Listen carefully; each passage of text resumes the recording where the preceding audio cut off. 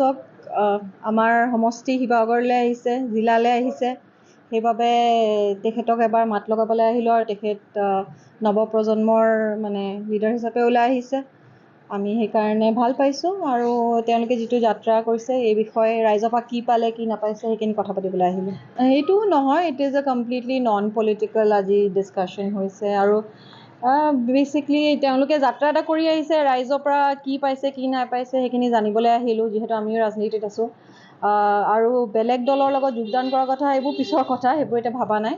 মই কংগ্ৰেছত আছিলোঁ আৰু এতিয়াও মনে প্ৰাণে কংগ্ৰেছতে। ৰাজনীতিত অসম্ভৱ একো নহয়, কিন্তু মই কাম কৰি গৈছোঁ আৰু কাম কৰি যাম। চব সমৰ্থন কৰে বুলি নহয়, কথাটো হৈছে কি তেখেত শিৱসাগৰলৈ আহিছে, আমাৰ সমষ্টিলৈ আহিছে আৰু লগতে ৰাইজৰ হৈ পেলাই ওলাই আহিছে। সেইকাৰণে ৰাইজে বহুত সমস্যা আজিৰ দিনৰ সন্মুখীন হৈছে, বস্তু বাহানি দামৰ পৰা আৰম্ভ কৰি সেই কথাখিনি অকণমান আলোচনা হ'ল, কেনেকৈ কি কৰিব পাৰি। অসমক ভাল পোৱা জাতীয়তাবোধ সম্পন্ন প্ৰতিগৰাকী মানুহকে আমি বিচাৰোঁ আমাৰ এই যাত্ৰাটোত। এই যাত্ৰা অসমৰ কাৰণে, এই যাত্ৰা অসমৰ মানুহৰ স্বাভিমান প্ৰতিষ্ঠাৰ কাৰণে। গতিকে শক্তিশালী জাতীয়তাবোধ থকা অসমৰ প্ৰতিগৰাকী মানুহক অসম জাতীয় পৰিষদৰ পতাকাৰ তলত আমি থিয় হোৱাটো বিচাৰোঁ। কাৰণ এই যাত্ৰা আমাৰ দলৰ দৰ্শন, আদৰ্শ, চিন্তা চেতনাৰ লগত অসম আৰু অসমীয়া মানুহৰ ভৱিষ্যত, ভাষা, কৃষ্টি, সংস্কৃতি, মাটি, ভেটি, ৰাজনৈতিক অধিকাৰ, জাতীয় অৰ্থনীতিৰ ভৱিষ্যত সকলো নিৰ্ভৰ কৰিব।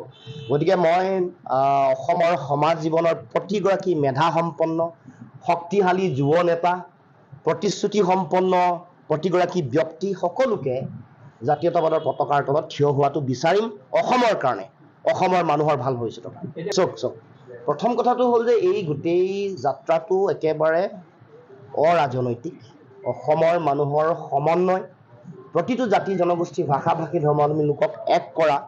সেইকাৰণে গোটেই যাত্ৰাটোৰ দৰ্শনটো হ'ল এক অসম, ঐক্যবদ্ধ অসম। আৰু প্ৰথম দিনটোত আপোনালোকে চাগে মন কৰিছে, আমি কৈছিলোঁ যে ইয়াত কোনো দল, সংগঠন, মত, আদৰ্শৰ কথা নাই, সকলো আহি ইয়াত চামিল হ'ব পাৰে। আপোনাৰ মত বেলেগ হ'ব পাৰে, আপোনাৰ দৰ্শন বেলেগ হ'ব পাৰে, আপোনাৰ দল বেলেগ হ'ব পাৰে, কিন্তু অসমক, অসমীয়া মানুহক আপুনি ভাল পায়। অসমৰ ভাষা, কৃষ্টি, সংস্কৃতি সুৰক্ষিত হোৱাটোতো আপুনি বিচাৰে। সাম্প্ৰদায়িকতাক অসমৰ মাটিৰ পৰা বিসৰ্জন দিয়াটো বিচাৰে নে নিবিচাৰে?